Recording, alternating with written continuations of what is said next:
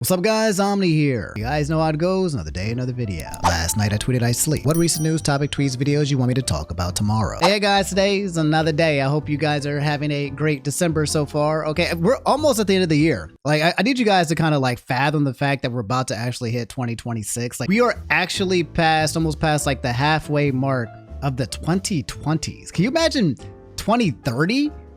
Ew, I can't even imagine just saying 2030. That's just a weird year, but that's literally in 4 years, man. Oh, man, I don't know. I don't like the passage of time. Yep. Any of y'all like hype about like 2030? Is anybody like, I can't wait till is that a thing? Is this my life? Do I need to change my perspective? You know, maybe I'm looking at this maybe this is too negative. All right, let's stop. Let's look forward to the future. Okay. For those who come after. All right. Never mind. I've changed. I'm looking forward to 2030. I need to break the curse. Okay. The curse that I need to break is the fact that every time time goes by, I feel like I have something negative to say, you know, and maybe negative things are happening, but when I have something negative to say, I feel like it makes it so that I'm not looking at the positives, right? I'm not practicing gratitude. You know what I'm saying? I know that's hard to do when a lot of terrible shit is happening, right? But at the same time, I'm like, gotta find the positive. Anyway, I hope you guys are staying cozy and staying warm. Let's jump in today's topics and today's news and things that we did talk about. There's a lot. There's a lot. We're going to have probably another big chunky wongy. Quick one off, okay? One of you guys sent me this. Tarkov players are masochists. You won't change my mind. It's a clip, 33 seconds. A Chinese engineer turned a standard gaming setup into a physical combat rig that fights back in real time. What? So you telling me that you're going to be in their gaming setup and that it will if you punch somebody, the game will punch you back like in real life?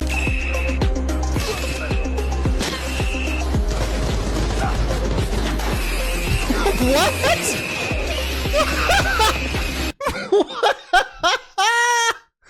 Ain't no way.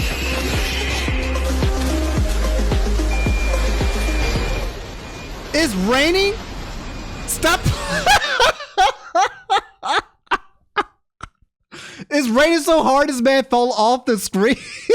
That's crazy. This man getting hit?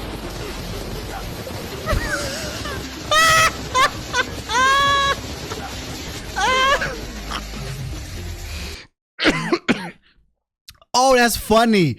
That's funny as hell, bro. My man said, bro, that's the future. Yo, imagine if they made a future where you could play games like this, and if you actually get shot, you actually get shot, bro. People would sign up for that. This is how every man wants to die, for real, for real. You know how they say, like, men, the way that they want to die? Let's go out into the winter and the cold, the snow, ice, beautiful scenery, and just bleed out. Ugh, this is the end of my life. It's a beautiful death. I think this is an honorable mention, bro. This is an honorable mention, bro. Playing a game for your life. Oh my God. This will be a great anime concept, actually. Like literally, I mean, I think they've done this trope where playing video games, but it's the real life. How about, have they made that yet? Like a trope where you're sitting here and you're playing games like literally on your laptop, but there's like guns being pointed at you kind of thing. Like welcome to playing video games for your life. And everyone's, that'd be crazy, bro. And then you just take a shot can you imagine playing Call of Duty? And then you play and then you die in Call of Duty and then you're like, bam! Oh my God. Oh my God. That's scary. That's scary. Another thing you guys brought to my attention was Bonnie Blue. I know about Bonnie Blue. Pepper's Farm knows about Bonnie Blue. Okay. I think that she's the woman that's having a lot of sex. Lots. So much, in fact, she's the most notorious sexual person of all time. Like in the top 20, 25 this year, Bonnie Blue, I believe, okay, something to the extent of having sex with like 100 plus. She's like breaking records with the amount of sex that she's having in a consecutive period of time. Okay, when they talk about like sex, implies sex too, or casual sex, competitive sex. Okay, she's at the leaderboard. She's the LeBron James of competitive sex, and apparently she might be facing up to 15 years in jail after she got arrested for a bang bus stunt in Bali. That don't look so good, bro. I don't think Bali is a place you want to get arrested for sex crimes. This article from The Independent, it says adult content creator Bonnie Blue detained Bali over alleged P offenses. Content creator whose real name is Tia Ballinger faces a maximum sentence of 15 years in jail. Damn, for having sex, bro. That's a gooner alert. That's super. 15 years for gooning. Well, is it technically gooning when you have sex? Does that make you a gooner? When I think about gooners, I think of people who are watching people having sex. But when you're the one having the sex, does that still make you a gooner? I think gooner is a state of mind. Yeah, gooning is a state of mind. It's an overly sexual mind, and one of the gooning minds that you can have is gooning, being the gooners. But then you can be the goonie. You can be the person being goon too. Former OnlyFans creator Bonnie Blind has been detained in Indonesia for allegedly producing P content in violation of the Muslim majority county morality laws. Oh, wallahi, ha. Miss Blue, 26, a British adult content creator whose real name is Tia Ballinger, faces a maximum sentence of 15 years. The creator, known for organizing controversial sex challenges with large groups of young men, was arrested during a police raid on a rental studio in Bali on Thursday. That was last Thursday. That's crazy. Is she cooked? The raid followed public complaints that she had hired a bus to travel around the resort island to film explicit material during Schoolies Week, a post-high school celebration similar to Freshers Week in UK with more... Ew! Oh, no. What? Oh, that's nasty. She was traveling around after. Oh my. So she was out here picking out these post high school. Oh, that's some predator behavior. That's nasty, bro. She gotta go. Her group included at least 17 male tourists aged between 19 to 40 of British and Australian nationalities, police said. Oh, man. Keep the youngins out of your nasty shit, bro. Like, keep the youngins out. Keep them out. Come on. If you want to be keep them out. Don't keep the youngins out, bro. Damn. The police released 14 of them, all Australians, without charge, but held an Australian man and 2 Britons in custody a little longer. Miss Blue was also released, but her passport remained seized, and she was transferred into immigration authorities for further interrogation over the next 48 hours.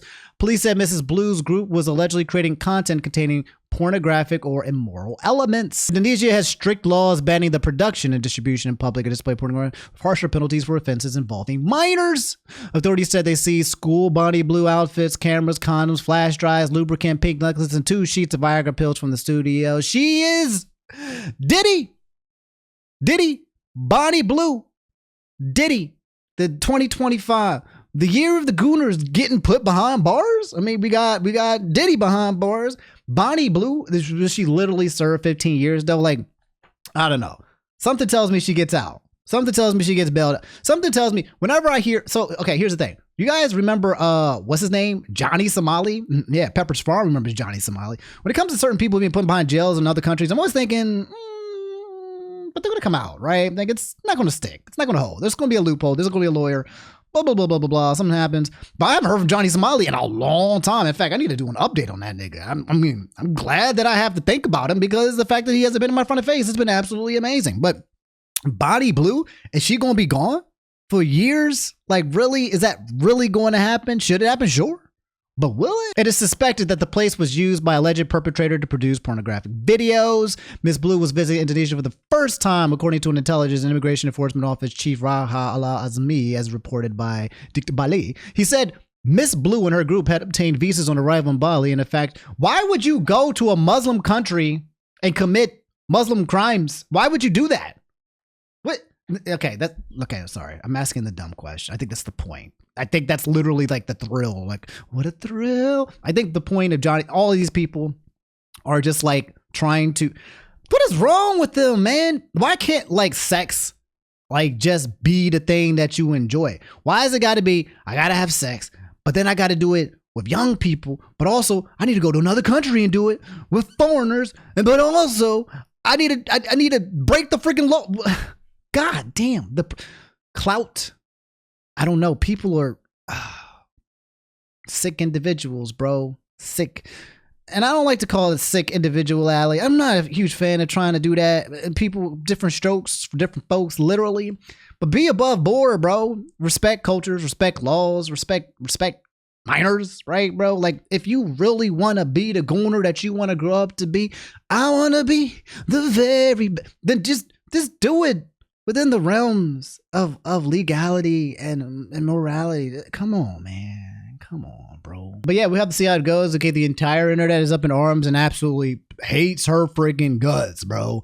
While other people are getting her guts, okay? Bonnie Blue facing 15 years in prison for grooming children in Bali, okay? Bonnie Blue doing shots with schoolies in Bali. That's my thing, bro. You're literally picking up boys from high school. Nah, bro.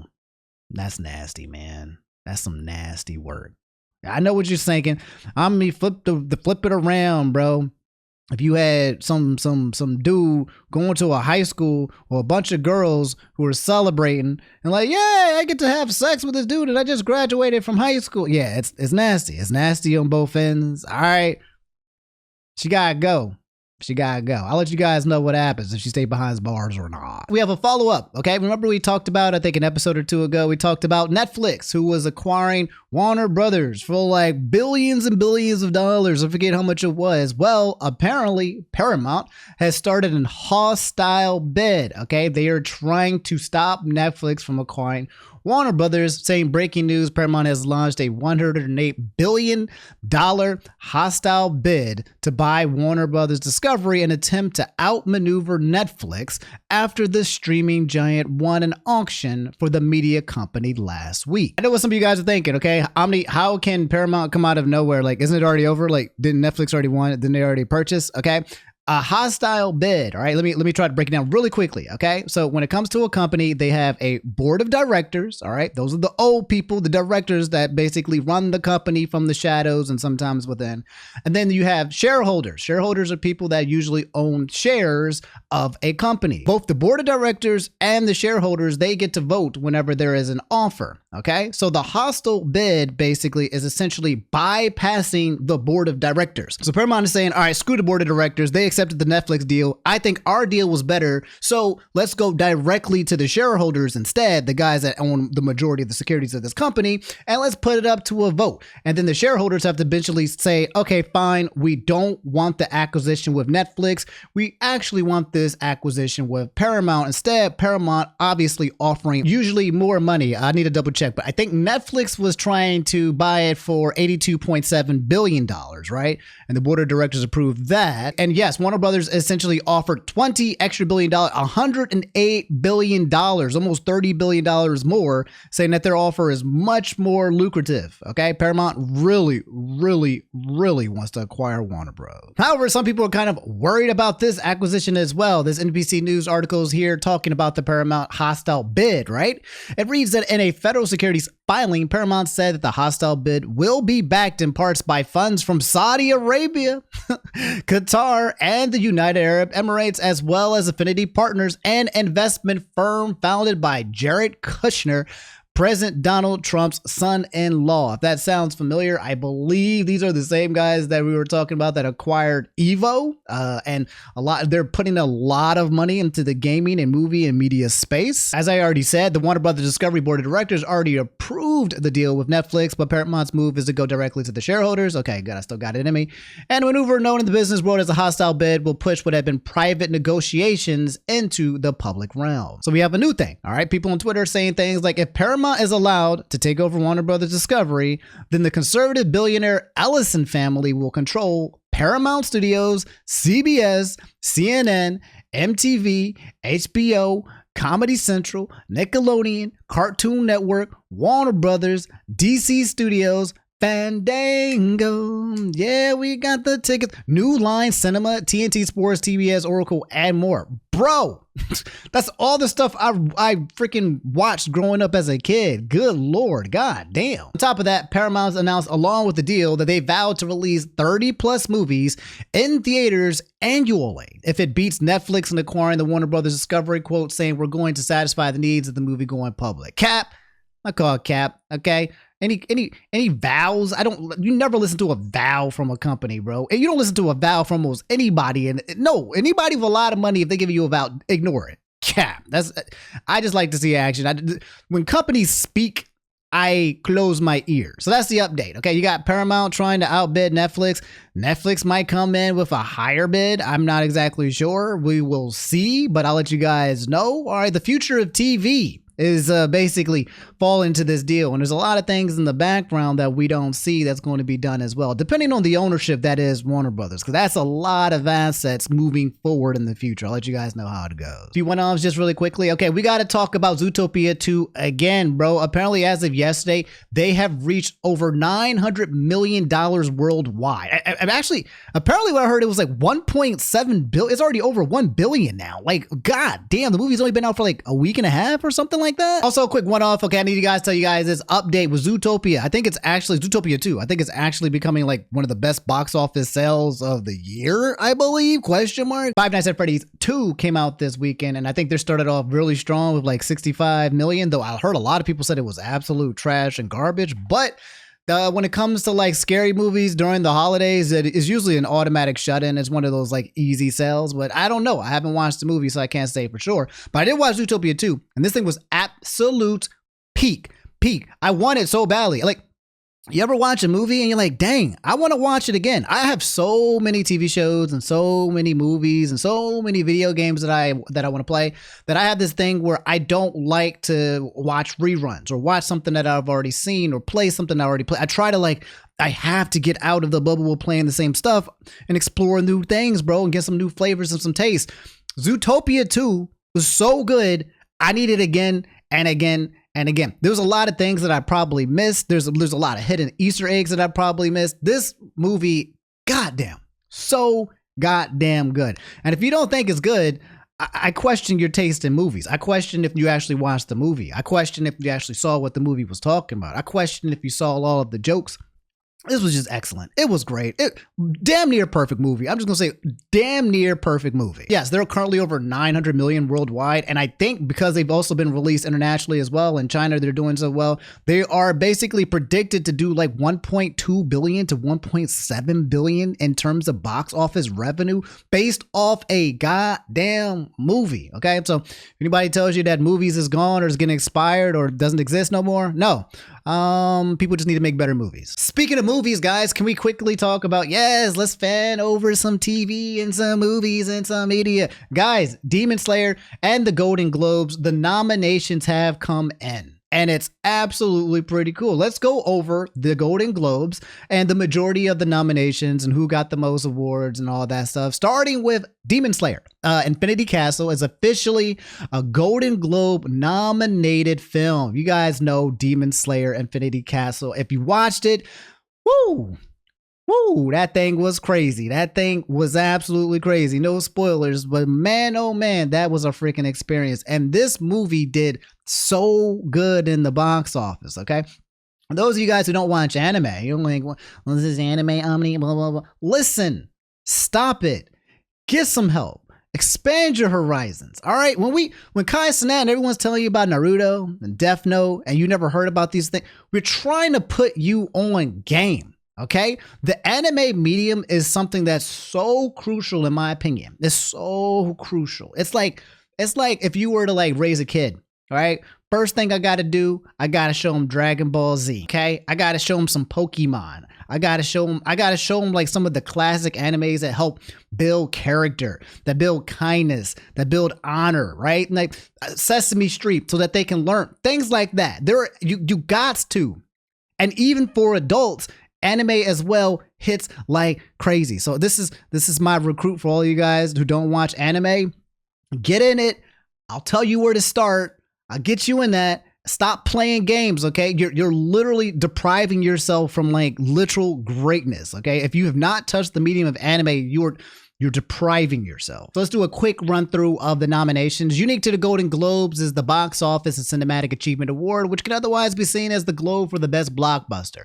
The relatively new category was first won by Greta Gerwig's Barbie, followed by John Chu's Wicked. It's likely that Wicked for Good will now get nominated, but whether it can win is another story. Wicked for Good, so freaking good, bro. If you watched Wicked, again, fellas, let me put you on game. Don't sleep on Wicked. Don't. Okay, I watched that joint on Broadway like 3 times. Don't sleep on it, okay? No one mourns the wicked. All right, don't sleep on musicals and Broadway.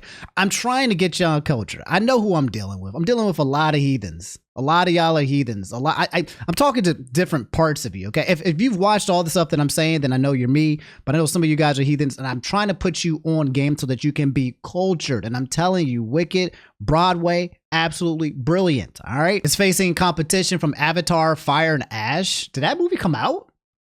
Did a new Avatar movie come out? As well as Zootopia 2 and the global smash hit Knees 2. Avatar, I'd be so confused, bro, because it gets all the sales worldwide, and I never know what it's about, who's seen it. When it came out, I can't remember, bro. Whether the latter two can be Sony Pictures Animation's K-pop Demon Hunters. Nope, that ain't. Which is likely to get nominated and viewed as favorite underdog in the best animated feature category is a whole question. All right, so let's look at the nominations for TV. Best television series: The Diplomat, The Pit, Severance, Slow Horses, and The White Lotus. I've seen Severance. Did Severance come out this year? Oh yeah, it did. I think Severance wins this. This one wins. I'm just thinking about another show. Yes, Severance is godlike.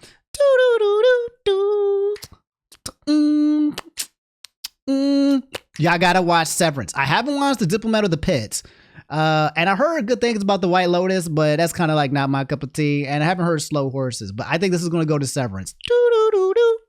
It's so good, bro. It's so good. That's television series, musical, or comedy. Abbott Elementary. I feel they're here every year. The Bear. I watched The Bear. I didn't really like the season. It felt different. It felt like it was off. It felt like it was missing something. I don't know how to explain it, but I didn't really like the season.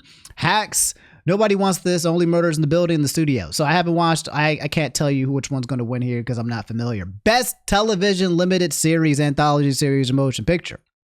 Okay, I can tell you they got Adolescence, All Her Fault, The Beast in Me, Black Mirror, Dying for Sex, and The Girlfriend. Again, I haven't watched any of these, but I will tell you who's going to win. It's going to be Adolescence. Okay, I watched Adolescence. It's like 4 episodes, all right, and it talks about the adolescence of a boy who's like kind of like into that Andrew Tate incel type shit. And this kid acted out of his goddamn mind. Okay. Every episode, I believe, is recorded in a way where it's like one take. And the episodes are like 40 minutes or maybe an hour or something like that. I can't remember specifically. But episode 3, again, no details, no spoilers. Watch this if you want to get some good film and some good acting. This kid can act out of his goddamn mind, along with all the other actors as well. They've been winning nominations, okay? Watch Adolescence. If you're bored and you need some good quality TV. Quality, not just to put something on, but from your boy Omni recommending you the arts of the TV, the arts of the television, the arts of the medium, okay? That high exquisite taste, okay? I think Adolescence is something you should add to your catalog. Best performance by a male actor, you have Sterling K. Brown, Paradise, Diego Luna, Andor, Gary Oldman, Slow Horses, Mark Ruffalo, Task, Noah Weil, The Pit, and Adam Scott, Severance. So I didn't watch the other ones, but Adam Scott and Severance was godlike. I think Severance is going to sweep, in my opinion. Even if I haven't watched the other ones, I'm pretty sure it's going to sweep. And if one of the other ones do win, then I guess that's a show that I need to watch. Best performance by a female actor. Okay, Kathy, you got again Severance, Mob Alone, The Last of Us, Diplomat, Pluribus, Rhea Seehorn. Okay, Rhea Seehorn is absolutely incredible. If you don't know Rhea, she is Better Call Saul. She's the female lead in Better Call Saul. Okay, she is absolutely brilliant, and she's absolutely brilliant in Pluribus. I think that this might go to Rhea, not Severance, because she is awesome. But also, I haven't seen these other ones as well. Best performance by a male actor in a television series. Okay, you got Adam Brody, Nobody Wants This, Steve Martin, Only Murders in the Building, Glenn Powell, Chad Power, Seth Rogen, The Studio. I heard good things about this. Seth Rogen, The Studio. Seth Rogen's been doing a lot. He's acting, he's directing, he's doing a lot. Best performance by a female actor. Okay, you got Nobody Wants This, Kristen Bell, Ayo Edebiri, The Bear. She is always goated. Ayo Edebiri is always freaking goated. You got Selena Gomez, Only Murders. Jenny Ortega, Wednesday. Okay, I haven't seen last one season of Wednesday, but Jenny Ortega and Wednesday have won a lot of awards. My guess is going to go either to, I didn't like this season of The Bear. I don't think I liked it. And I didn't watch Wednesday, so I'm not exactly sure. Best performance by a male actor in a supporting role. Okay, we got Owen Cooper. I need this kid to win. Owen Cooper, I think. Wait. Is Owen Cooper the kid or is that the dad? Yeah, it's the kid. This is the kid. He plays Jamie. Yes, this is the kid. Owen Cooper. He plays Jamie. He is one of the youngest people and he made history for winning. What did he win? What is it? He won an actual Emmy. 15 years old, British actor. This kid is absolutely ridiculous and goated, but you gotta watch it. Ashley Walters, I believe, is the dad in the show as well for Adolescents, but it's gotta go to Owen Cooper. I think, Tremel Tillman isn't here. Oh no! Oh, we got the kid from Adolescence versus Tremel Tillman from Severance. Oh man! Oh damn! Seth Milchick. Oh damn! That's rough. That's the type. You got a kid prodigy versus Tremel Tillman, who acted out of his goddamn mind for Severance. Such an actually amazing character for Severance, getting nominated. Kudos to both of them. Woo! That's a hard choose. That's a hard pick. And one thing, you got like 4 episodes and you got a breakout performance from this kid. And the other one, you have Tremel Tillman, who had a very, very consistent in the show, Severance, for multiple episodes. That's tough. I don't know. Damn. That's a tough one. I don't know. It's going to be between Tremel Tillman and the kid from Adolescence. I'm going to feel bad for whoever loses because I feel like they both deserve it. Let's get into film. Okay. Best motion picture. Okay. Sinners, Warner Brothers, The Secret Agent, Sentimental. It was just an accident. Had it Frankenstein. It's going to Sinners. Period. Sinners, Michael B. Jordan. Double Michael B. Jordan. Movie was goated. Movie was godlike. Movie was a blockbuster. It was a hit, man. It made everybody wake the hell up. Best motion picture. Okay. Blue Moon, Begongia, Marty Supreme, Another Choice, Nouvelle. I didn't watch any of this. I didn't watch any of those. Musical or comedy. Best motion picture. It was just an accident. No Other Choice. Secret. I didn't watch any of these as well. Non-English. That's why. Okay. I didn't watch it. I mean, sometimes I watch non-English. Best motion picture animated. Oh my God. This is stacked. Oh my God, this is stacked. This is absolutely stacked. Arco, Neon, didn't watch it. Demon Slayer, Kimetsu no Yaiba. Okay, I already talked about how goated it was. Okay, how well it did. Elio, I didn't watch that. Pixar. K-pop Demon Hunters, bro. You my soda pop. You my soda pop. I mean, oh my God. I think it has to win. But Zootopia. I haven't watched Little Emilio, the character.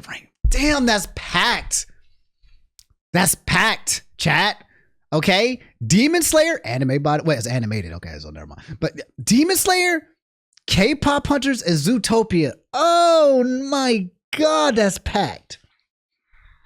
Okay. In terms of worldwide phenomenon, I'm pretty sure that K-pop Demon Hunters broke like almost every single record possible. Like I think it became like one of the most viewed shows on Netflix, right? Let me just double check. Let me fact check myself. Yeah, here it is. Most popular movies. K-pop Hunter, bro. Red Notice. Carry On. I watched that. It was actually pretty good. Don't Look Up. Did I watch that? I can't remember, bro. But yes, K-pop Demon Hunters with 325 million views, bro. Like way over Red Notice. This is K-pop Demon Hunters was breaking so many freaking records, bro. And you don't want, you can't K-pop. All right, you can't. K-pop is big. It's big. It's worldwide. It's international. So you got K-pop, Korean, but then you got Demon Slayer, Japanese animation, and then you got Zootopia. Zootopia, again, massive. I don't know. That's stacked. That's stacked. Best performance by a male actor in a motion picture drama. It's going to Michael B. Jordan for Sinners, bro. Dwayne Johnson, The Smashing Machine. I'm not watching that. I'm not watching a serious movie or The Rock. I'm just not. I ain't gonna do it. I'm not gonna do it. Y'all can let me know if it's good and maybe, but I'm not gonna do it. I don't believe in it. I don't believe in it. Don't you believe? Best performance by a female actor. Jennifer Lawrence was in the movie? Hello? Jennifer Lawrence? That Jennifer Lawrence? I need to go watch that. That Jennifer Lawrence. I love Jennifer Lawrence. I love me some Jennifer Lawrence. Maybe I needed to watch the show because I love me some Jennifer Lawrence. Best performance by a male actor in a motion picture, musical, or comedy. George Clooney was in one. Leonardo DiCaprio. Oh, man. Timothy Chalamet and Marty Supreme. I didn't watch any of these, okay? But those are some big names. Ethan Hawke. Damn. No, Lee Byung-hun. These are some big names. Goddamn. I didn't watch that, though. I didn't watch it. Best performance by a female actor. That's right. Going to a motion musical comedy. It's Cynthia Erivo. This one's just, everyone else is cooked. It's cooked. You came out at the wrong time, brother. I'm telling you. Wicked for Good. It ain't going to nobody else. Best performance by a male actor in a supporting role in a motion picture. I haven't watched any of these. I can't say. Best performance by a female actor in a supporting role. Ariana Grande, Wicked for Good. Okay. Popular. Ariana Grande is so good. She has cemented herself as she's already cemented herself as an absolutely amazing singing, but her acting as Glinda and For Good and just Wicked in general, just phenomenal. I need those two to win. I need those two to freaking win. Okay. For all you haters out there, Omni is for good. It's Wicked. It's not good. It's a musical. Okay. I'm telling you. Stop playing games. The only people who tell me they don't like Wicked or don't is because you haven't seen it. It's because you haven't opened up your eyes and expanded your palate, bro. You just eating pizza all day, and I'm trying to introduce you to sushi. But that's it. That's the Golden Globes awards and nominations. Okay, I'll let you guys know who wins when it does happen. When is it supposed to happen? I don't know.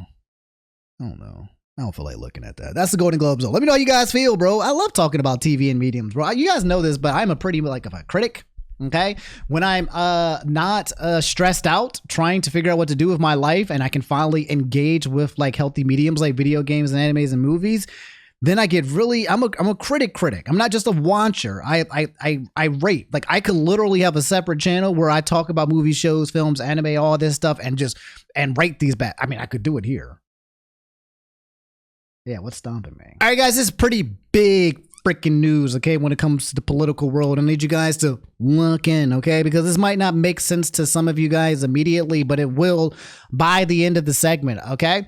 BLS skips October PPI report after a 43-day shutdown, okay? Not BBL, BBL, the BLS, all right, the Bureau of Labor Statistics announced it will not issue a standalone producer price index for October 2025, instead combining it with November data on January 14th, 2026. Okay, this is not something that happens. It's like if I get a report card, okay, my report card's supposed to come out for November, and then I'm like, I'm not going to show it to you, mom and dad. In fact, I'm just going to take instead, I'm going to merge it with my January one. We're going to merge it along, bro. That's when you know things are bad, when they're not showing you their report card. The PPI tracks wholesale inflation pressures before they hit consumers, but survey data went uncollected during the shutdown. Okay, so they're suggesting that they were not actually able to gather the information because of said shutdown, the longest in U.S. history. Similar issues canceled the full October jobs report and consumer price index, while the advanced Q3 GDP estimate was also dropped.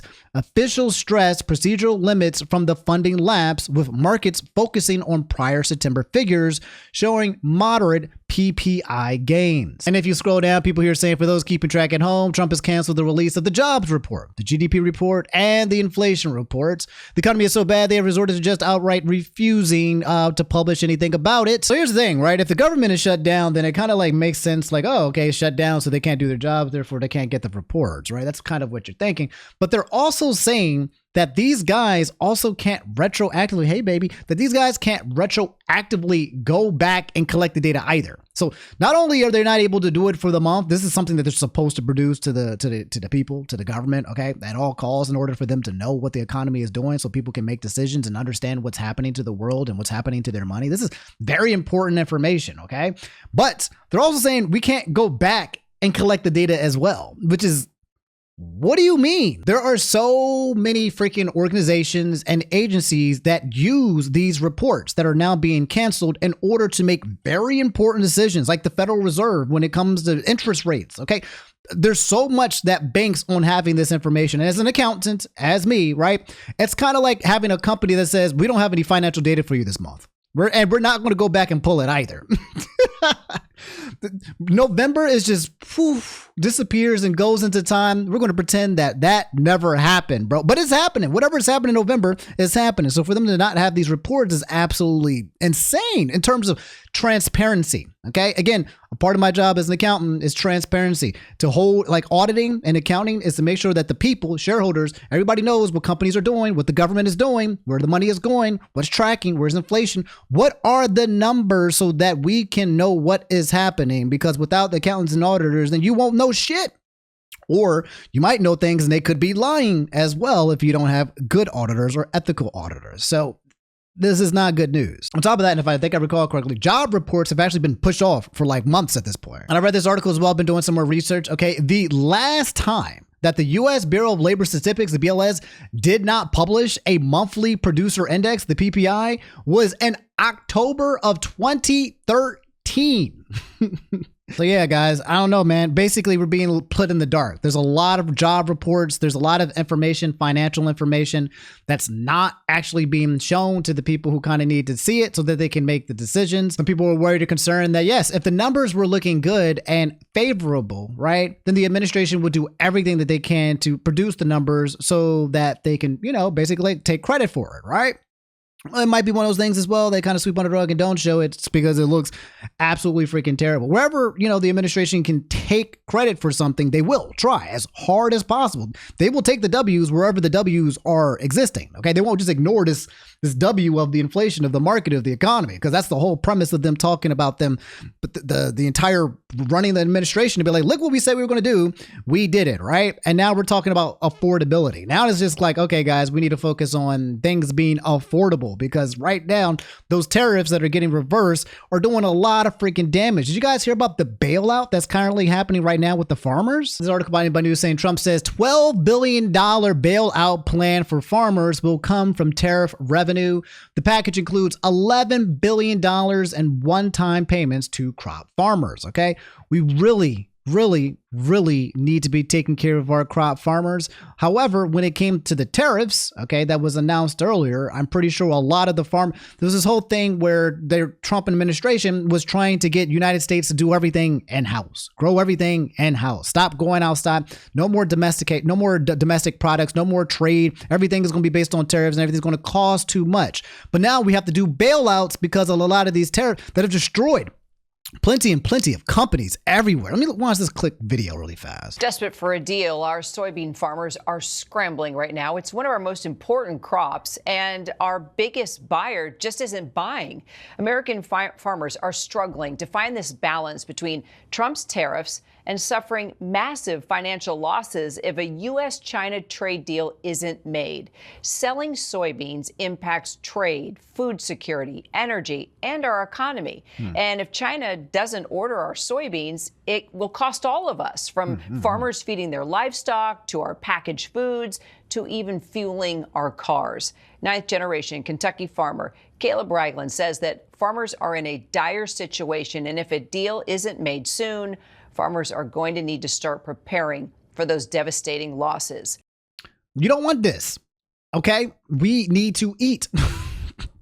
Not only do we need to eat, but like you want your products to be edible, bro. You don't want to fuck with the farmers. You do not, man. You don't want to fuck with because eventually things get put into your body. Everything that you eat comes from freaking farmers. So it's to make their lives worse and harder. It's not good for our bodies. It's not good for our health. American Soybean Association President Caleb Ragland from his tractor in the middle of his field, joining me live from Magnolia, Kentucky. I know you were tilling just a few minutes ago, so thank you for taking a break, Caleb, jumping in and firing up with us there inside your tractor. Question for you. Oh, it's great to have you. Tough circumstances, but we need your voice. China imports 61% of the global soybean supply, Caleb. If China doesn't start buying again from the U.S., tell me what's going to happen to you. Tell me what's going to happen to our economy. We as American soybean farmers have a lot invested in infrastructure and the way we raise our crops, our crop rotations. And it's not something we can simply just jump around and dabble in one crop one year and something else the next. We have long-term processes that are in place, and American soybean farmers are really good at producing soybeans. What we need is strong markets and opportunity. China is our biggest export customer. Soybeans are the largest agriculture product that's exported. And last year, 25% of all soybeans produced in the U.S. went to China. Before the first trade war, as much as 33% of total U.S. soybean production went to China. Currently, China has 0 soybeans on the books for this crop that is being harvested now, and that is alarming for our industry. From 33% to 0%? And I didn't even know soybeans was the #1 agriculture product that's being exported out of the United States. God damn. Okay. Woo. This is some dangerous territory, brothers. 25% of our exports of our soybeans produced go to China. That's half of all exports from the U.S., more than all other foreign customers combined. We can't simply snap our fingers and replace this valuable market. Our farm families are dependent on this market. There's 500,000 soybean producing farmers across the United States, and the China market is vital for our livelihood. Many farmers, such as myself, have no other income other than our farms. And suddenly, when your biggest customer just disappears, that's a dire circumstance. You're cooked. What we need is trade and opportunity. Right now, we're at a 20% price disadvantage to the tariffs and the trade war to our counterparts in South America, and that just makes us uncompetitive and makes us lose the market. And we need a change, and we need it now. Okay, so our farmers are not doing so well, specifically the soybean farmers. So I guess this is where the bailout comes out, and they're essentially saying that the bailout money is coming from the tariffs that he's already kind of like accumulated to bail out the farmers. President Donald Trump announced a $12 billion in funding to help American farmers during an event on Monday and said that it would come from tariff revenue. Some people are concerned that this is actually coming from tax dollars, but he is saying that it's coming from tariff revenue. I don't even know if we can tell where money is coming in or out anymore because we don't have any reports when it comes to the finances. Delighted to announce this afternoon that the United States will be taking a small portion of the hundreds of billions of dollars we receive in tariffs, and we're going to be giving and providing it to the farmers and economic assistance. And we love our farmers, the president said. The package includes $11 billion in one-time payments to crop farmers through a new Department of Agriculture bridge payment program. The remaining funds will then go to other crops not covered by that program. So essentially, by creating the tariffs, okay, and messing up with the trade around the world for the agriculture and the farmers, they stopped making money. And then they started reducing revenue from tariffs. I'm assuming that the tariff revenue is something that's holistic. And now they have to bail out the farmers that no longer have their trade routes in order to allow them to continue to sustain themselves. But from what I've read, and I remember that a lot of people were suggesting that the bailout itself is not enough to sustain that the losses that these farmers had. Okay, their ecosystem has been completely disrupted.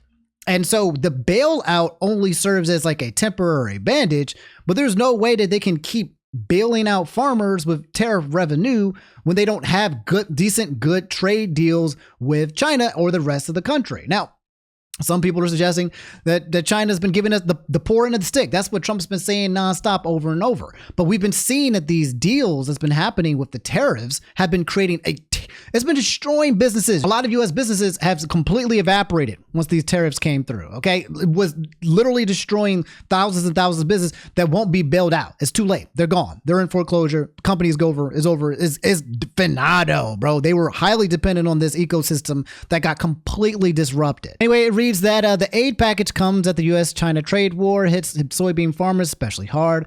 Though most of this fall during a bumper harvest season, China had blocked all purchases of soybeans from the U.S. The new package comes after Argentina's bailout controversy. Okay, the administration's new actions also come on heels of the administration's $20 billion bailout of Argentina. The move many American farmers and lawmakers on both sides of the political sides criticized. This fall, as China stopped buying all soybeans from U.S. farmers, it purchased soybeans from Argentina instead.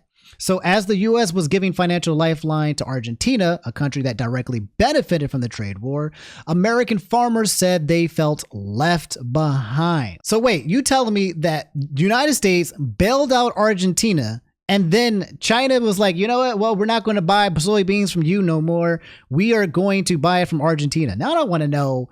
I love agriculture, actually. Now I'm curious, who are the biggest importers of soybean? It reads here, the top producers based on 2024 and 25 is Brazil. Okay, they are the undisputed leader, okay, with 160 million metric tons. Then you got United States, they're the second largest producer. And then you have Argentina, they're the third largest producer, okay, at 50 million. Then you have China, they produce a lot, and then you have India. Okay, so this definitely hits the United States agriculture definitely very, very hard, with United States being the second largest producer and then being cut off with China. So yeah, that's the bailout that's currently happening with the farmers right now. And a lot of people are upset because they feel like the bailout is a direct consequence of the tariffs that are put in place in the first place in order to these deals. Farmers are getting hurt by these trade deals that are being messed up around the world with the countries, specifically with China. And China's been like, all right, cool, man. You want to cut off, you want to mess up the deals? We're going to go to another country that makes soybeans, aka Argentina, and the farmers are suffering for it. The problem is that United States farmers, okay, with the soybeans, they actually do have other people that they sell to, but China was one of our biggest exporters. Sometimes I throw that word around, I forget it. But yeah, they're one of the biggest buyers of the soybeans in America. So getting rid of that is an astronomical, dynamically terrible freaking hit to the farmers. And again, I keep saying we are farmers. I've been holding that in. It's not looking very good for farmers right now, specifically soybean farmers. And if there's any updates on that, I'll let you guys know. I think it's entirely dependent on if we continue to work with China or not. And if we don't, then China is just going to go ahead and work with Argentina, and we'll see what happens. All right, guys, that's all I have for today's video. Thanks for watching. Okay, we still have more things to talk about. I like infinite. I can't catch up. I'm trying to catch up, bro. I like at this rate. Like we need like a 2 hour, 3 hour podcast, but I can't do that. I can't be here for 2 hours, 3 hours. I can't do that. In fact, I am. When I record, it's always like, it's that long, but then I got to edit it and then I got to put it out. And then if I do all that, I got no energy or time. Okay, bro. So we're going to have to stop right here, and I'm going to have to just catch you guys tomorrow on another episode. If you guys made it through the end, please drop a like on your way out. Tell your friends about me. Brush your teeth. I love you guys. Y'all take it easy. Be safe out on these soybean streets, because these soybean streets are not safe. I love y'all. Take it easy. Peace.